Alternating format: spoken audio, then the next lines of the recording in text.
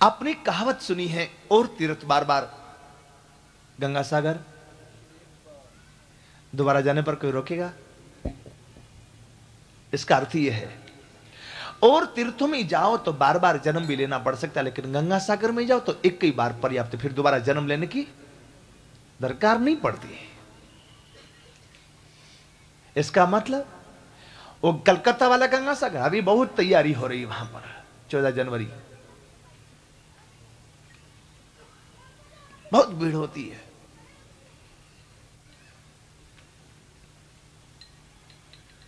आजकल तो वहां पर एक वो जहाज वैसा चलता है, 14 जनवरी 15 जनवरी के दिन इतना स्पीडली पानी में चलता है, और इतना बड़े बड़े पंखे लगे रहते हैं उसके पीछे में, ऊपर में हेलीकॉप्टर घूमता कि कहीं कोई दुर्घटना ना घट जाए, और वो पानी में इतना सराटे से चलता है, वो पानी से फिर सूखे में आ जाएगा, और सूखे में आएगा तो सूखे से फिर वो जब पानी में जाएगा तो सराटा से निकलता,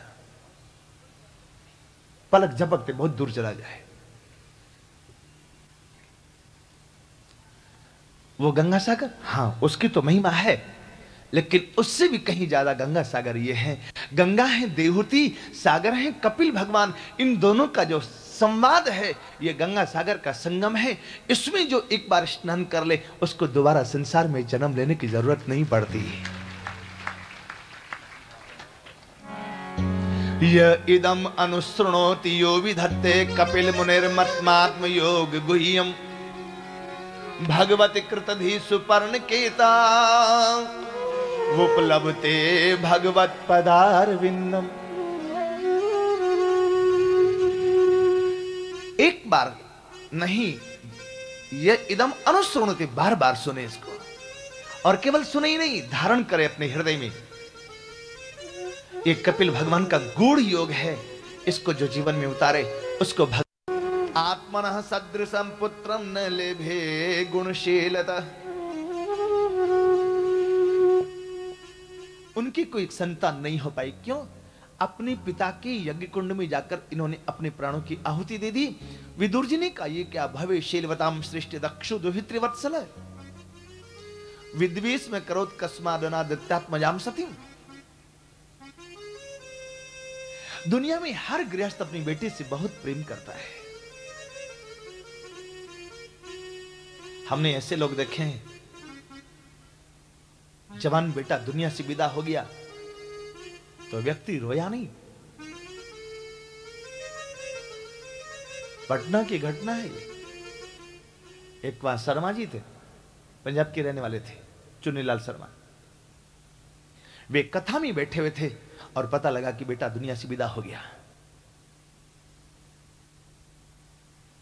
खबर देने वाले ने कहा कि जल्दी चलिए, अब तो सब खलास हो गया मामला। तो बूढ़े ने कहा कि जो होना था सो हो गया ना, मेरे जाने से जिंदा होगा नहीं, तो फिर ले चलने की तैयारी करो, कथा पूरी होने वाली, मैं आता हूं। क्या आप विश्वास करेंगे ऐसा आदमी हो सकता है? लेकिन हमने आंखों से देखा उसको। लोगों ने सारी व्यवस्था कर ली, सामान आ गया, उसको वो हो गया, ले जाने की तैयारी हुई, घर के बाहर तक आ गया, सब कुछ हुआ। वो पहुंचे घर पर,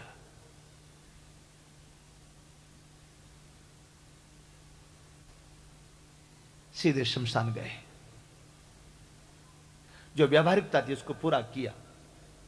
लौटने के बाद सब लोग घर लौटे और वो बूढ़ा व्यक्ति फिर कथा में आके बैठ गया कि जो होना था सो हो गया, कथा सुनने दो ना।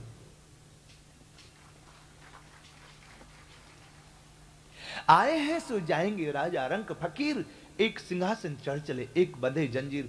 और एक और प्रत्यक्ष उदाहरण स्वामी राम तीर्थ। उनकी पत्नी मरी तो किसी ने जाके खबर की कि आपकी पत्नी मर गई, तो बड़ी जोर से हंसे। अरे तुम्हारी पत्नी मर गई, हंसते? कहा कि पेड़ के जितने पत्ते ने सबको तो गिरना है, कोई पहले गिरेगा कोई बाद में गिरेगा, इसमें रोना किसके लिए है? और पत्नी का अंतिम संस्कार करके चले गए सीधे गढ़वाल के जंगलों में।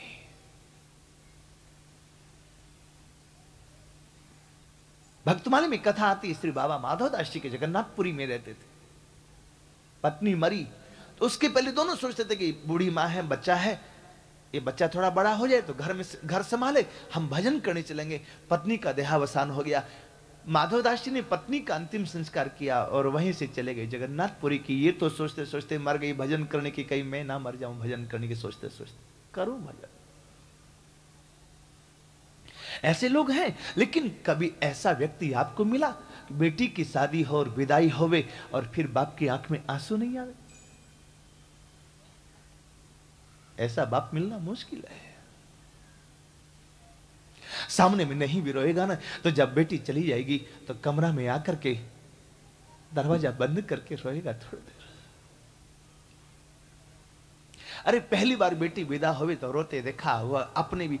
हमने तो देखा बेटी की शादी को 35 साल हो गया और उसके बाद कथा में बेटी आई, सारा पूरा परिवार आया, तो बेटी ने कहा कि देखो कितना भरा परिवार लग रहा है आज।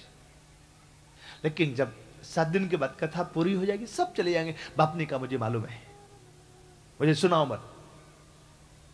मैंने पहले अपने मन को पक्का किया कि 7वें दिन जब कथा पूरी होगी भैया जी जाएंगे, सब लोग चले जाएंगे। और जैसे भागवत जी की पूर्णाहुति हुई, शोभा यात्रा निकली, घर के बाहर में वो व्यक्ति घर का नहीं पूरे गांव का मुखिया था। वो सड़क पर बच्चों की तरह बिलक बिलक के रोने लगा हमसे लिपट करके कि आप आए थे तो हमारे घर में बाहर आई थी, आप चले जाएंगे फिर घर सुना हो जाएगा। ये क्या दक्ष ने अपनी बेटी से इतना द्वेष क्यों किया? मैत्री जी कहते हैं, पुरा विश्व सृजाम सत्र समेता परमरसयः, पुरा विश्व सृजाम सत्र।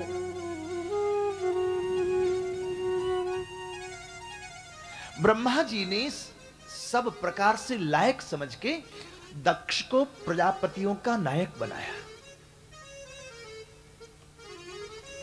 और जैसे प्रजापतियों का नायक बना तो इसको अभिमान हो आया। अभिमान आया तो गया काम से। प्रजापतियों की मीटिंग बुलाई और सब प्रजापति तो दक्ष को देख के खड़े हुए। दक्ष सबके बाद में गया और तो सब खड़े हुए, लेकिन शिव जी और ब्रह्मा जी दो नहीं खड़े हुए। दक्ष ने कहा ब्रह्मा मेरे पिता हैं, बूढ़े हैं, नहीं खड़े, कोई बात नहीं, लेकिन ये शिव क्यों नहीं खड़ा हुआ? ये तो मेरा शिष्य और पुत्र की तरह है। दामाद तो शिष्य और पुत्र की तरह होता है।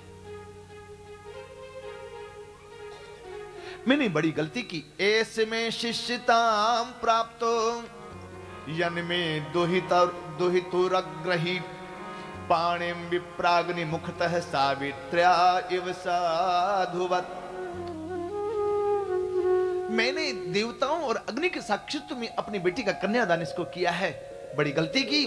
ब्रह्मा जी के कहने से अपनी कमल लोचना कन्या का विवाह इस मरकट लोचन से कर दिया। इस समाज की बड़ी विडंबना है। जब तक किसी से बहुत प्रेम होता है ना, तो उसकी खराब बात भी अच्छी लगती है, और प्रेम टूट जाए तो अच्छी बात भी खराब लगने लगती है। मैं इसको साफ देता हूं, आज से इसको यज्ञ में भाग नहीं मिलेगा।